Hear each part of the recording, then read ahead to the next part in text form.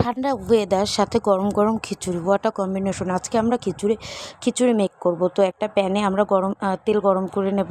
তেল গরম হয়ে হয়ে গেলে সাথে আমরা পেঁয়াজ বাটা, আদা বাটা, রসুন বাটা এগুলি অ্যাড করব। অ্যাড করে এইগুলি মিক্স করব।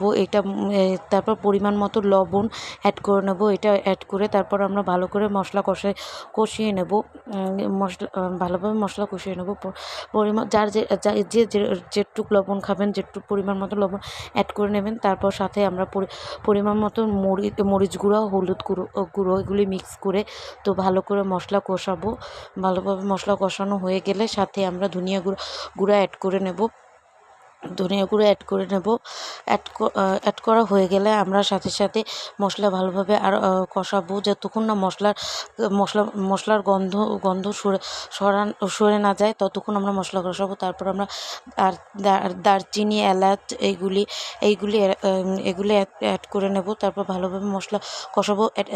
অল্প অল্প পানি অ্যাড করে আমরা মশলা কষাবো। মশলা কষানো হয়ে গেলে সাথে আমরা ডালটা আমরা আগেই ধুয়ে রেখে দিয়েছিলাম সেটা অ্যাড করে দেবো এটার সাথে। তো ডালটা আমরা অ্যাড করে ডালটা ভাজা কমপ্লিট করব। ডালটা বারবার ভাজবো জানি নিচে না লেগে যায়, ততক্ষণ আমরা ডালটা ভাজা করব। তো আমরা তারপর যদি কেউ সবজি দিতে চান তখন সবজি অ্যাড করে নেবেন। ডালটা ভাজা হলে তো আমরা সবজিগুলো তখন অ্যাড করে নিয়েছিলাম। সবজিগুলো আগেই কাটা ছিল সবজি খিচুড়ি। তো গাজর ছিল, গাজরটা তো শক্ত, তো তাই আমরা একটু মানে আগে অ্যাড করে নিয়েছি। তো ওইটা ভাজা হলে তখন আমরা পোলাও চালটা অ্যাড করে দেবো।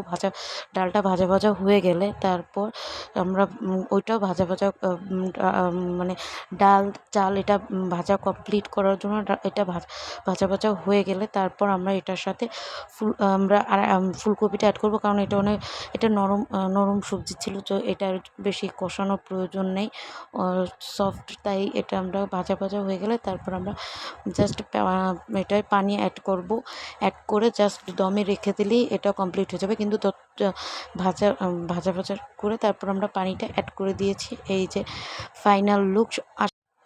কার কেমন লাগলো কমেন্টে জানাবেন। Thanks for watching.